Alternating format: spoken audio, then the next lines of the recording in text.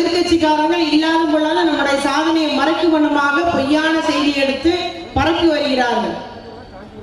குறிப்பா அதிமுக எடுத்துக்கிட்டீங்கன்னா அவர்கள் அந்த அம்மா மறைவிற்கு பின்பு, ஜெயலலிதா அம்மையாருடைய மறைவிற்கு பின்பு முழுமையாக உள்ளேன் ஐயா மோடி ஐயா சொல்றதை நான் கேட்டுக்கிறேன்னு சொல்லிட்டு அடிமையாக்கி நடத்தி வந்தாங்க. உதய் மின் திட்டத்தில் கைது போட்டாங்க.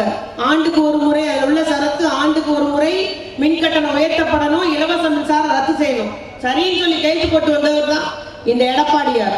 அதே போல இந்திய குடியுரிமை சட்டத்துக்கு எதிர்த்து கைது போட்டாங்க. சிறுபான்மையினரையும் இலங்கை வாழ் தமிழர்களையும் பாதிக்கக்கூடிய, நம்முடைய இலங்கை தமிழர் இங்க வாழக்கூடியவரையும் பாதிக்கக்கூடிய சட்டத்துக்கு கைது போட்டாங்க.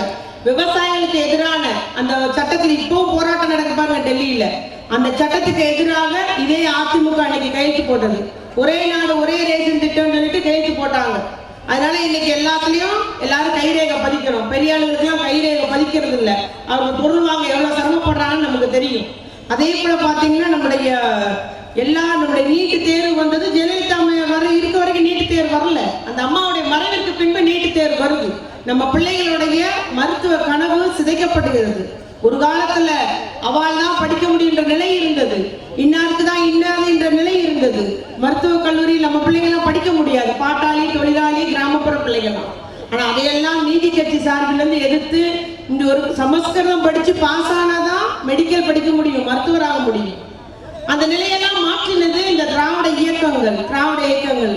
அதற்கு பின்பு இவர்கள் இந்த அளவுக்கு தமிழகம் முன்னேறி வருகிறது என்று நீட்டு தேர்வை கொண்டு வந்து இன்னைக்கு நம்ம பிள்ளை கிராமப்புற பிள்ளைலாம் படிக்க முடியாத ஒரு நிலையை உருவாக்கியது ஒன்றிய அரசு.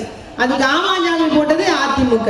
அதனால யார் அவங்க இன்னைக்கு வந்து நல்லவங்க மாதிரி தனியா நிக்கிற மாதிரி சொல்லி நம்மகிட்ட வந்து ஓட்டு கேட்டு வருவாங்க. நீங்க சரியான பதிலடி கொடுக்கணும். நம்மளுடைய உரிமையெல்லாம் அடகு வைத்தது இந்த அதிமுக, எடப்பாடி தலைமையில அதிமுக தான். இன்னைக்கு அவங்களே என்னமோ நாங்க தனியா நிக்கிறோம்னு சொல்லிட்டு ஒரு வேஷம் போட்டுட்டு வராங்க. நாம் ஏமாந்து விடக்கூடாது என்பதை கூறிக்கொள்ள விரும்புகிறேன். இங்க இருக்கிற செயல் வீரர்கள் இந்த செய்திகளை எல்லாரிடமும் எடுத்து போகணும்.